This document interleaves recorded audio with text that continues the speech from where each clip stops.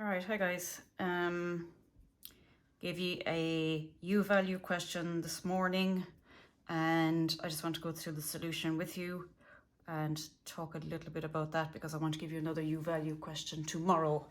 So, okay, let's have a look at it. So it was 2016 higher level U value. Now I gave it to you even though we hadn't done much on the part C's before. So some of you would have found that very difficult, but for the most part, you should all have been able to do part A. You should have been able to make a fair stab at part B, and some of you would have been able to do part C, but it depends, of course, on how much of this you know. So I have drawn out the question myself. I have added quite a bit of detail and quite a bit of information. I've done a lot of color coding and doing things to try and make it as simple as possible, because I looked at the solution online for this one myself. I looked it up in the marking scheme for the year 2016, and actually the solution is very unclear, very difficult to read through. In fact, if you don't know the stuff at all in the first place, you wouldn't be able to understand the solution. Okay, so as I go through it, I'll explain all those bits, but the one thing I will say is this page, or a copy of this page and the other three, because it took me 4 pages to answer it with putting in the detail and the notes, etc. They're all on they're on Google Classroom, on our class, class stream, which is, and ideally you need to have them printed out before looking at this video, or at the very least have them open, I don't know, on your phone maybe, and watch the video on the computer or something. I don't know. Look, ideally print them out, because it's a lot easier to go through it with them beside you. Just like if we were in school, you'd have this page in front of you. I would have had this done and it would have been up on the screen, and you would have had your own page as well. So ideally print it out or have it open some other way, and also have your stab at the question with you as well, just to see where did you go wrong. Sometimes mistakes are better made, because by making a mistake you actually learn from it, whereas just getting it right all the time isn't necessarily the best way. All right, so let's have a look at it. So the question itself, hang on now, I just zoom in a wee bit.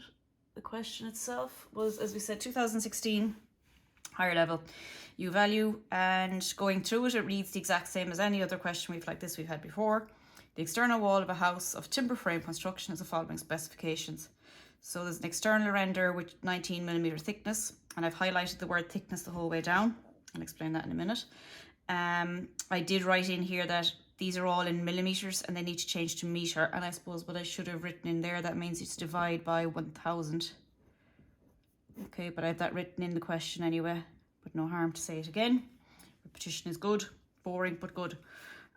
So we've external render, we've concrete block, outer leaf and oriented strand board, so OSB, timber stud inner leaf, mineral wool insulation between the studs, plasterboard. Then we are given thermal data of a resistance of the external surface, capital R remembers for resistance. I know it's a nuisance to use the same letters, but look, we got to learn it. Capital R resistance. We're given a resistivity of the external plaster. We're given a conductivity of the concrete block, another resistance. Then we're given a conductivity, sheeting, mineral wool, plasterboard, and resistance. Now, it's kind of colourful there. It looks a bit like something you'd see on a foreign holiday, colour-wise. But anyway, why is it coloured? All the resistances I have in the pink colour, all the small R's, the resistivities I have in the orange, and all the conductivities, the K's, I have in the yellow, because visually, most of us are visual learners. Most of us are able to pick stuff out in it. We're used to colour, we're used to being, explain things in a clear way. So by putting the colours on it, I've cleared that in my brain before I ever go ahead and actually answer the question. I've highlighted the thickness as well in another colour. And I underlined here before I go to my answer that the timber studs of the inner leaf need to be considered, need not be considered in your calculations, okay? So we do not need to worry about the timber studs of the inner leaf, and that'll become apparent in a moment as to where you need to take account of that. Now, what I did write over here, and this is for all questions, not this, it's the thermal data really that you're interested in when it comes to filling in your table. Because if there's 8 items of thermal data, it means you have 8 items in your table. So some of you would have started and wrote in the list of items up here, the render, the block on, and all of that, the things that you were given thicknesses for. But if you actually look at it, timber stud inner leaf has a thickness of 120, right? But that, if you actually think about it, doesn't really affect the U value, because it's only at portions or parts of the wall. It's not fully across the wall. And then down here, anyway, after reading it, they said this need not be considered in your calculations. So in reality, yes, it's there, but in terms of our calculations, we can ignore. I go down here then, and I've 8 items that I need to take into account. All right, so let's get into it. Now, you know from doing these in class before, I've often given you this table pre-printed only just to be filled in, or at least at the start of doing these questions, I gave you the table pre-printed just to be filled in. So here's my table here. The most important thing, and it's the only, well, it's not the only bit, but it's the most important bit, I suppose, to learn off is what goes into the table. There'll always be the element. So what is the element? What is the material? There will always be the conductivity. It'll always be small k. Resistivity, small r. Thickness, capital T. It's always in meters. That's important. We need to change millimeters to meters. And resistance, capital R. Now, you will hopefully notice there that the colours I have in the columns match the colours I have over here. So, for example, later on, if I'm looking to see, did I write in all the resistances? Well, there's 3 there. Have I 3 here? Yes, I have 3 resistances. 4 conductivities, 1 resistivity. Okay, and there's my 8 elements, my 8 items. 1, 2. Am I going off the camera down there? Actually, I am slightly, aren't I? 1, 2, 3, 4, 5, 6, 7, 8. I'm just going to zoom out that camera a wee bit because you can't see the whole table really. Okay, right. So there's my 8 items. Now, I then went ahead and I started filling in what I knew. So I knew that the resistivity of the external plaster or external render is the same thing. The resistivity was 2.17, hang on now, put the 2 pages together, 2.170. And I knew then as well that the thickness of it, and this is where you have to be careful, the thickness of the external render was 19 millimeters, and in meters then that became 0.019. Now be careful there, not with the thicknesses and the changing over, though yes, watch for that, but the different names, and this is often what confuses kids really. It says here resistance of external surface, resistivity of external plaster. Now surface resistance, you'll never need to worry about thicknesses. So if you're given a resistance, you don't need to worry about what's written up here. So if they've given you a thickness for external render and it has nothing to do with, or at least you don't have to worry about its resistance, it's the resistivity it applies to. So hence why I wrote it in over there. Following down the table then, doing the same thing, I was given the conductivity of the concrete block. Sorry, I'm just checking the camera. I was given a thickness again, it was 100 millimeters. I was given conductivity of the OSB, a thickness again of 18 millimeters, conductivity of the mineral wool, and a thickness again of 12 millimeters. And then the plasterboard, thickness of 12.5. Sorry, no, the mineral wool was 120. My mistake, 120. Now, the 3 resistances I was given, resistances, the pink ones, I didn't need to know the conductivity, I didn't need to know the resistivity, I didn't need to know the thickness. Those 3 numbers went straight into the total resistance box. All right, so everything there in black, which is what I've written up here, the numbers in black, were all given to you. So that's what was given, and it was a matter of putting them in the right place in the table. Then though, in order to deal with them, and it's this bubble down here that is the important thing. Would I be handing this up to the examiner at the end? No, because he doesn't need it. He knows all these formula, but you need these formula to do the question. So I wouldn't necessarily be writing these out in the exam, but this is what you need to know off by heart. Conductivity K is always got by dividing the resistivity, small r, into 1. So conductivity K is got by dividing small r into 1. Resistivity, small r, is got by dividing K, the conductivity, into 1. So they're opposite each other. Okay, they're reciprocals of each other. So small k is equal to 1 over small r is equal to 1 over small k. So that's easy enough to remember, and yeah, you have to remember it. Thickness T is always measured in meters. We've already written that in, and yeah, URD, so therefore brackets again, dividing by 1000 each time. That often catches people. They divide by 100 or they get the decimal place wrong. And look, that's okay too. People are going to make errors, and you wouldn't use a huge pile of marks for that, but just let's get it right if we can get it right. Resistance then, okay, in order to get resistance. So if you haven't been given a resistance, which we hadn't been given up here in these columns, okay, so we were given resistance for cavity, external surface and internal surface. And the aim of the game, by the way, guys, is to get the resistance, this one, so that you can get the total resistance, and then the U value is going to be 1 over the total resistance. So it's all a matter of stepping stones. Okay, we need to learn those stepping stones, need to figure out where they go. So resistance R is equal to small resistivity by the thickness. So if you have a resistivity, you multiply it. Or resistance can also be equal to the thickness divided by the conductivity, small k. Okay, once you know the total resistance, R to the T is the total resistance, U value is equal to 1 divided by the total resistance. Now look, there's no two ways around it. You got to learn that. You got to know it off. You got to at least be able to write it. Okay, so having written down all my formula, then I went back up to my table and I said, right, I was able to put in all the black, and that's grand. That's what I was given. But I need then to fill in. Basically, your aim is always to fill in this column. So it doesn't matter that I have gaps here. It doesn't make any problems at all. It's fine. What matters though is I always need a total resistance. I cannot get a U value unless I have a total resistance. And the total of anything is everything added together. Remember that, okay? So in order to get resistance R there, okay, what had they given me? They had given me small r, so I had to go down to my formula and look at that. Small r was equal to 1 divided by the conductivity for resistivity. But more importantly, to get the resistance of it, okay, so capital R was equal to the resistivity multiplied by the thickness.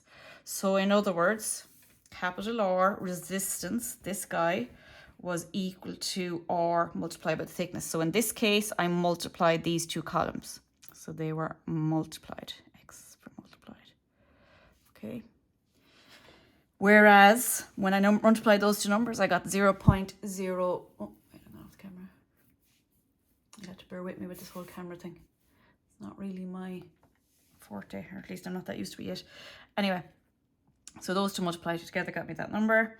Now, I was given the conductivity of the concrete block and the thickness. So the opposite to that, and here I go swinging my page back up, is resistance is equal to the thickness divided by K. So in other words, resistance, let's say it again, is equal to the thickness. So here I am.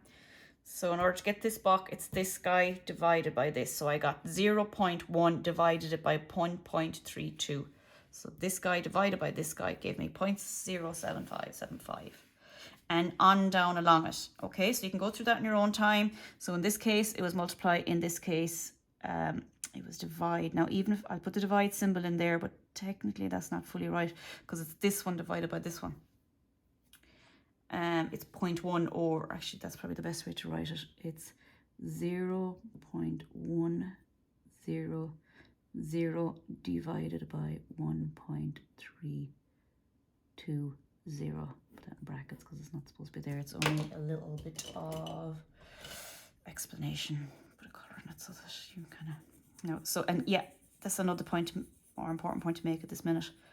If this was my exam, I wouldn't have half the amount of stuff written on it. I've written all this to try and help you understand it. When I looked at that solution, and I knew how to do the question, and I looked at that solution online, and I thought, I know how to do this, and I still can't figure it out. I still don't know what they're writing, what they're explaining. So the only way to do it was to work through it. So anyway, that happened all the way down the line. So these two were multiplied together. This was divided by this was divided by this was, and so on. And I was able to fill in the rest of the resistances. So at that stage, then I had 1, 2, 3, 4, 5, 6, 7, 8 resistances, which is what I wanted. Okay. When I added all them together, so they all got added together. They're all pluses all the way down along the line. The total resistance, and I'm going to need this in part C, that's why I've written in there, so don't worry about that in a minute, that'll come up in a second. Total resistance is all of them added together, which is 3.655565. Okay, so anything here written in the blue biro are things I've had to work out. Now, once I had total resistance, in order to find the U value, and this happens every time, like basically you're going to get the exact same question every year, and part A of it is going to be this. And you're just going to have to feed in the numbers every time. But then the only thing that will really change are the numbers. So my final answer was, for my U value, it was 1 divided by the total resistance, which is 1 over 3.6555565, and that was equal to 0.27356. And there is my final answer for part A, which brings me to my next bit of explaining.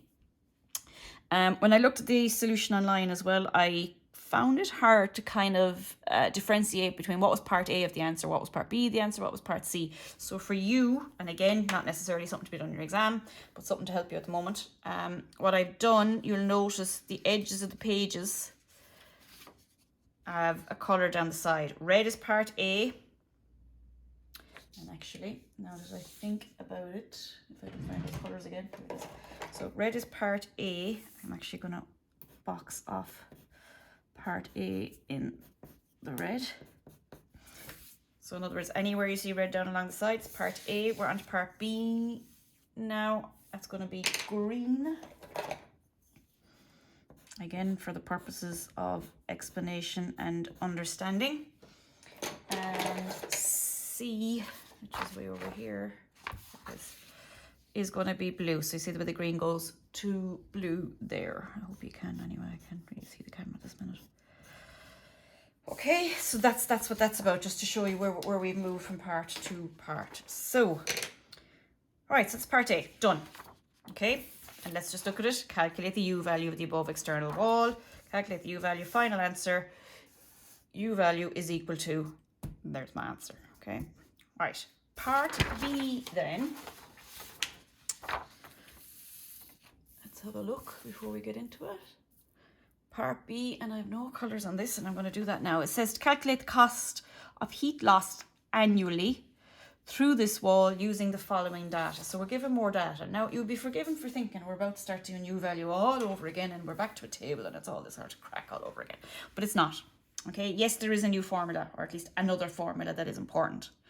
But what is most important here, I suppose, is to actually understand what it is they're asking you. Because, like, again, when I was doing my own Lebenscert, I was doing these questions, and I was well able to do these questions. I always was able to manage them and do them. I actually couldn't really explain it at the time. I couldn't really say why I was doing any of this stuff. So what I'm at here is trying to explain why, because I didn't know it in my own day. I was able to learn it off and I was able to do it, but the problem with that was that if anything changed, I wasn't really able to manage a change. So let's figure it out. What have we been asked? How much the cost to the consumers, the person that's living in their house, right? They're losing heat every year through the wall, right? We're asked now, okay, if we know the U value of that wall, well, how much heat is escaping out through the wall for the year? So how much physical money are they paying that they don't need to be paying because of the U value? All right, so it's a cost we're after. Okay, and the data they've given us, it's different data to on the first question. This time it's the area of the external wall. It's the average internal temperature, average external temperature, because they have a bearing.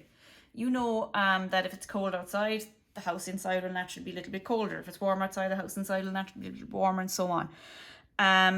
They've said, look, the U value is as calculated above, so it's the one we just found, which was 0.27356, 0.27356. And then for, well, how long is the heating on? Because it's not like, you don't calculate it for 365 days a year, you know, every hour of the day, every minute of the day, because it's only, if the heating is turned off, it's not costing them anything. So it's, well, how long is the heating on? And the heating is on for 8 hours every day, and it's for 38 weeks. So it's not the full year, 38 weeks of the year, every day the heating is on for 8 hours, which is a shocking amount of heating if you actually think about it. 8 hours is a long time. Anyway, how much does the oil itself cost? It's 96 cents per litre. Calorific value of oil is basically how much energy you get for every litre. Okay, so what are you getting out of that litre? Kind of what energy? And then 1000 watts is 1 kilojoule per second. Now, I just want to go back to one thing there for a second. Where's it gone? The cost of oil, 96 cents per litre. Okay, so that we've already said the heating period is 8 hours per day, every day. So every time they use 1 litre of oil, it costs them 96 cents. Now, there was something else I was going to say there a second ago, that's gone out of my head. Oh yeah, so look, what are we being asked to do? We're being asked to figure out, right, how much oil is being used in the first place. How much oil are they going to use to heat for 8 hours a day? And then we're being asked to say, well, right, if the oil used, or at least they're being asked to kind of figure out, well, how much energy is generated. And then if they're using 10 litres of oil, well, then it's 10 times 96 cents to work it out. Okay, I'll explain that a bit better in a second when you see the actual numbers, because I feel like I'm not being very clear. Also, just before I move this page away, we were asked, if you look, I gave you the marking scheme as part of the question. If you look at the breakdown, there's 15 marks for this bit, right? 15 marks for this bit, and even though we haven't discussed part C yet, but it's just relevant to you, the 15 marks for part C. But that first bit, the bit that you can all do and can learn off and can all definitely get right in the exam, is worth half the marks of the question. It's for 30 marks. So you can have 50% got before you get into this tricky stuff, or trickier stuff. All right, let's have a look at it anyway. So part B, cost of heat lost annually through this wall. So formula, another formula. Now, what colour did I shade formula in a while ago? I shaded them in an ordinary pencil today. Let's do that again. So, actually, no, we'll go with orange. The formula for figuring this out, and there's going to be 2 or 3 formulas now as we go down through this. So, first thing we should figure out was what is the total heat loss, right? And the total heat loss in any house, any building, any wall, any window, any door, anything basically, is always going to be the U value, which we've already calculated, multiplied by the area of the surface we're talking about. So if we're talking about a window, for example, at the moment, it'd be the area of the window. Because remember, a window and a wall are 2 different components when it comes to U values. They would each have a different U value. So we talk about the area of whatever it is we're talking about. And then the temperature difference. As I said a while ago, the temperature difference has an effect on this. What is the difference between the outside and the inside temperature? So then when I plug in the values for that, my total heat loss was going to be the U value we got, 0.27356, multiplied by, well, where did I get 150 from? Well, back here in the question. There it is. Area of external wall is 150. So therefore, 150 goes in there and there. Okay. This was my U value, which I had marked in yellow in the last page. So I'll mark it in the same color. There it is. Now, where in the name of God did I pull 12 out of? Well, 12 is there because the temperature difference, they told us that it was 18 degrees was the internal temperature on average, and 6 degrees was the external temperature. So 18 minus 6 gives me the 12, so I have that written in there. So as I said a while ago, you badly need to have this printed in front of you, or somehow in front of you. So our total heat loss ended up, when I worked out all that in the maths, and you know you need a calculator and calculators down beside you, it was going to be 492.39994 watts. Now, I've put in 5 decimal places there. 4, to be honest, is plenty. Don't ever be worried about decimal places. It's the how. You get marks for the how, not just the answer. Now, what is that number? What does that actually mean? This is the amount of heat that is lost every second, okay? So this is the cost of heat that is lost every second. So 492 watts, which is the same as joules per second, okay? So if that's it per second, okay, how much is the heat loss per year? So now this is why my question is reading a little bit longer. I'll let you ignore the dog now. He's yeah, we'll ignore him too. Anyway, so this is the heat loss per second. So how much is lost per year? Well, if we know it for the second, then in order to figure it out for the year, well, you'd think you'd multiply it by the seconds in a minute, minutes in an hour, hours in a day, days in a week, week in a month, etc., etc., etc. But that's not strictly speaking true either, because our year is not 52 weeks, it's 38 weeks and it's 8 hours a day. So our question here is, well, if that's the heat loss per second, in order to figure it out per year, we're back into the realm of the formulas again. And this time, the heating period, and this is a hard one to remember, it's the weeks in the year multiplied by the days in the week, multiplied by the hours in the day, multiplied by how many minutes are in the hour, multiplied by the seconds in the minute. Okay, how many seconds in a minute. Okay, so in general, the last two numbers are 60 by 60, but it can change, it can vary. So they told us it was to be for 38 weeks. It was 7 days a week, but it was 8 hours a day. It was 60 minutes an hour and 60 seconds a minute. Now, if the heating was on all day, every day, and never got turned off, that would be 52 times 7 times 24 times 60 times 60. So can you see the difference there? So it's whatever they tell you the heating period is. So we know that this amount is lost per second. So we figure out then how many seconds we're using it for. And there's my answer, 7,660,800 seconds. If that was the Euro Millions amount of money that you're about to win, you'd be fairly excited. But anyway, that's the amount of seconds the heating is on for every year, basically. Okay, so seconds, just put in brackets, heating is on per year.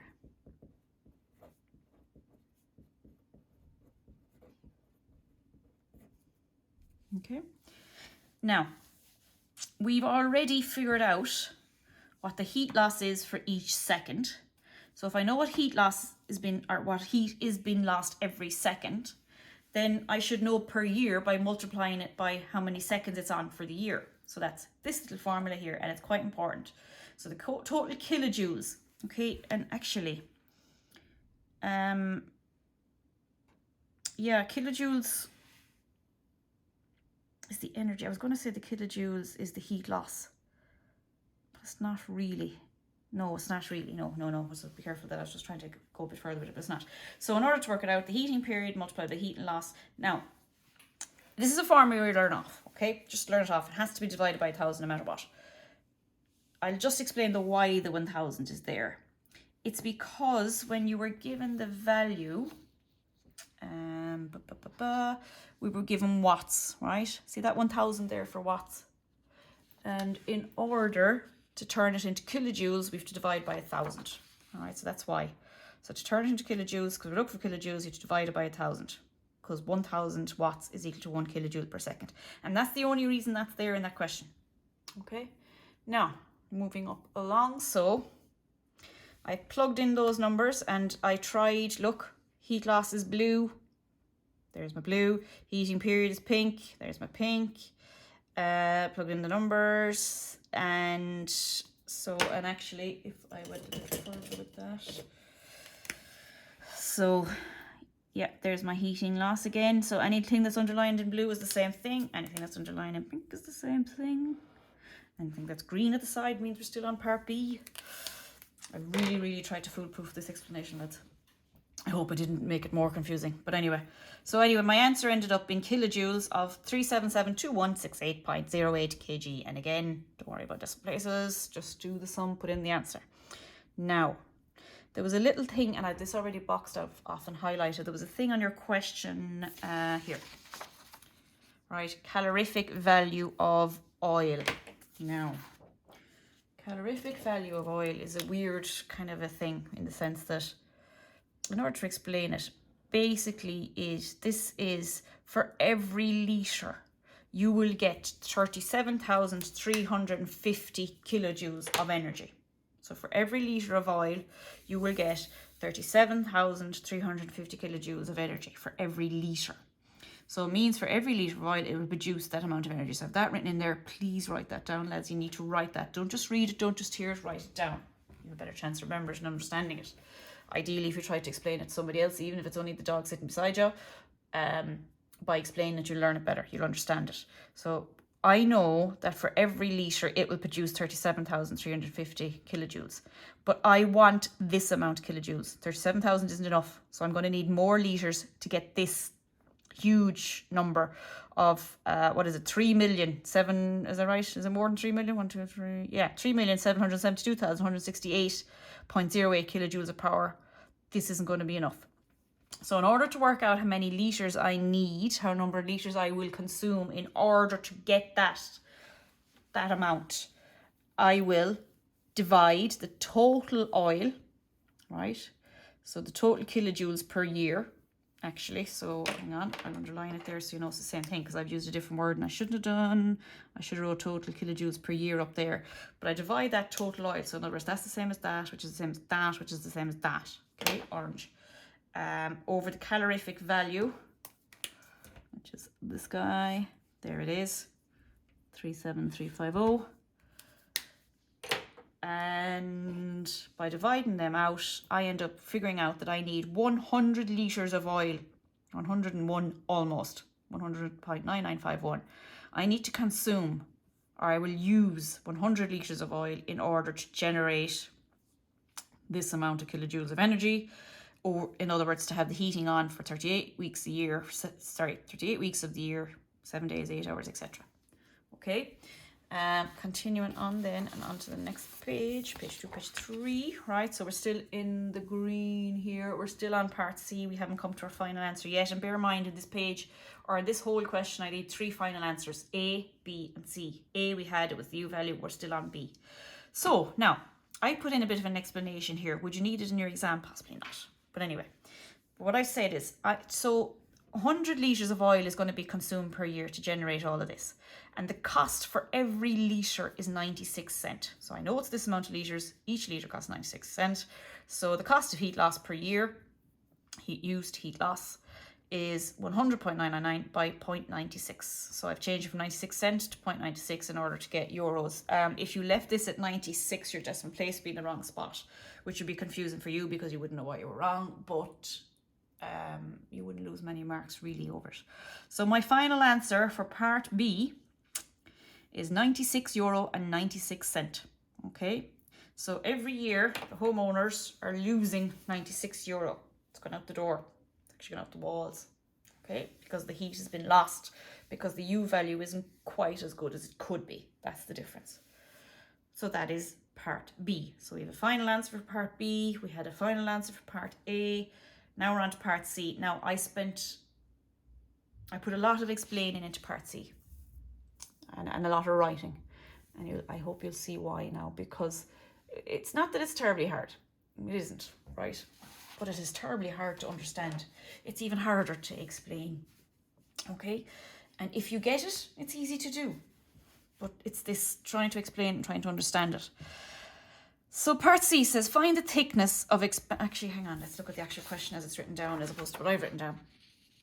So part C.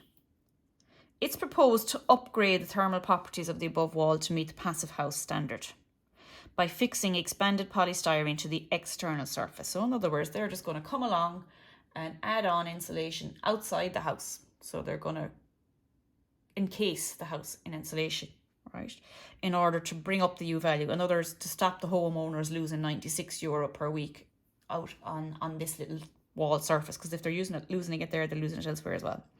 So they've told us then that the thermal conductivity of expanded polystyrene is 0.037. So the thermal conductivity of expanded polystyrene is 0.037, and it's watts per meters degrees Celsius. We have to figure out though, if it has a conductivity of this amount, how much do they need to give this new U value of 0.15? Okay, so in other words, we've started to work backwards through the table. That's the best way I can put it. And rather than figuring out, well, what is the U value? We're given the U value and we've a gap in the table. And the gap is where the thickness of expanded polystyrene would be. So let me just look at the table for a minute, actually, before I talk any further. So we've no expanded polystyrene on here at all at the moment. So they're going to add it in. So it's like they're putting in an extra element in there. And they're calling it expanded polystyrene. And they've given us the, let me just go back and check. Is it the conductivity they've given us? I can't remember. Yeah, they've given us the thermal conductivity. So they've given us the K. So we would know the value. So expanded polystyrene, and we would know the value of conductivity of expanded polystyrene. It would be 0.037. Actually, I'm going to write this in pencil. No, I won't, because I don't want to confuse it. But we'd have it there. And we would know what the total resistance is over here. And the bit that we're missing is basically, and of course I've written in, but anyway, this box here that has stuff written in it at the moment, that would be empty. We'd be looking to put in the thickness. That's what we're trying to do. Okay? And actually, I've just had a thought. What I will do when we just calculated is I'll go back and I'll fill it into this row. I might as well use it. Okay?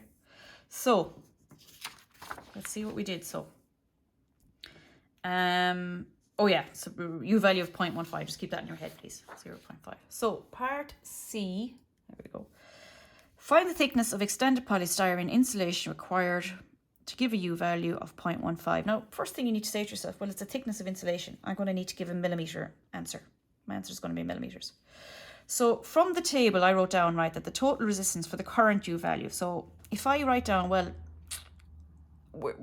our problem is we need to know the resistance so that I can work backwards and use the conductivity to give me the thickness. So I have to look at, well, what's the current U value? So for the current situation, the current setup, our U value is the total resistance for our current U value, actually, that looks a bit confusing now, but it's 3.655565. Where did I get that from? Let's go back to the table. Remember I said it to you earlier? I said I needed this bit in part C. So my total resistance, that's where I'm getting the number from. I'm not plucking it out of the air. I'm going back and looking at that table, picking out the number, and there it is. So from the table, the total resistance for the current U value is this. Now, current U value was 0.27. So I'm just going to write it in up there so that we just haven't totally forgotten about it, because I just want to show you it's 0.27 and we're to go down to 0.15. Remember, the lower the U value, the better. 27356. So that's the current U value. And yeah, and that is watts, isn't it, per meter squared degree Celsius? Yeah, current U value is watts per meter squared degrees Celsius. Okay, so that's what it is at the moment. And our total resistance at that stage. So what do we do? We require a U value of 0.15. Okay, so if the U value is going to be that, what's the total resistance going to be? Now, the reason I'm asking myself that question is look at the formula, lads. Right? I know this number. I know it's going to be 1 up here. And I know that the total resistance, when it's this number, gives me this. But what if I change this number to 0.15? That's what we're saying. We're saying change this to 0.15. What does that end up being? And look, we have to work through it. So I said, well, right, if the U value for 1 over the total resistance, if U value is equal to 1 over the total resistance, then the total resistance must be equal to 1 over the U value. It's just cross multiplying your maths, okay? So I know that the total resistance now is 1 over 0.15. So total resistance is 1 over 0.15. So in other words, when I do the sum, the total resistance for the new U value is 6.6666. Okay, touch the devil or something going on there, but anyway. Meter squared per kilowatt, kilowatts. Or meter squared Kelvin, sorry. Now, what's the difference in the total resistances? So, right, the total resistance for U value of 0.7 or 0.27, the original one, is this total resistance. The new total resistance we need is this number, so 6.66. So it changed, so the difference between the two of them is 3.0111. Now, why are we getting the difference? Well, we're comparing the two U values initially, then we're comparing their total resistances so that I can get back in there and plug in the one value I don't have, which is the thickness of the expanded polystyrene. So I need to figure out what the resistance of the expanded polystyrene needs to be. And that's the 3.011. So I know, going on to the next page, the formula is the resistance is equal to the thickness over the conductivity. That's fine. But also resistance is equal to the resistivity by the thickness. Now, we don't know the thickness, but we do know the resistance. We just figured it out. It was that yellow value on the last page, 3.0111. Don't know the thickness, so actually I'm going to put in a big question mark beside that because that's the one that I'm trying to figure out. So we are told then, when I go back, they told us the thermal conductivity of polystyrene, expanded polystyrene, was 0.037. So therefore, the formula I'm interested in is the one with the K. Okay, so resistance is equal to the thickness divided by K. So resistance is equal to the thickness divided by K. I don't have the thickness. So if I move that formula around, again by cross multiplying, the thickness is equal to the resistance times K. Resistance multiplied by resistivity K. sorry, conductivity K. Oh my God, I'm so wrong. Thickness is equal to resistance by conductivity K. I'm getting tired myself. So therefore, plugging in my numbers, and again, if you're confused, the colours match. So resistance is yellow, conductivity K is the orange. I'm just going to move this up a little bit. Yeah, there we are. That means thickness is equal to this number multiplied by this number, which meant my answer was 0.111474107 meters, right? But we to change it to millimeters, so my thickness is 111 millimeters. And if you'd given an answer of 111 or 112, because nobody's going to measure 0.41 of a millimeter out in a site, you would have got full marks. So the final answer for part C, remember that's the bit in blue, is the thickness of expanded polystyrene required to achieve a U value of 0.15 is 111.4107 millimeters, or 111 millimeters, or 112 millimeters. All good, all correct, all okay. Now, I hope that's clear. It's possibly as clear as mud. But look, here's what we do next. I give you another one of these questions and you try and apply that thinking and that knowledge. Now, you kind of need to talk out loud when you're doing these, because it's only by talking out loud, because that's when I find that I make the mistakes, as in I realise what mistake I've made because I'm talking out loud. But that is kind of what you need to do. And the only way to get familiar with these questions is just to work through them and to repeat them. So I'm going to give you another one of those. And look, we're going to keep working through stuff between now and, the next couple of weeks, because that's all we've left. And hopefully when we get back in September, we'll be in a better position to work through all of these kinds of things. Okay, so all right guys, remember the answers to this will be on the stream. Print them out before you look at the video, but it's probably a bit late to say that now anyway. And I hope it's okay. Any questions, email them to me and I'll see what I can do. All right lads, thank you.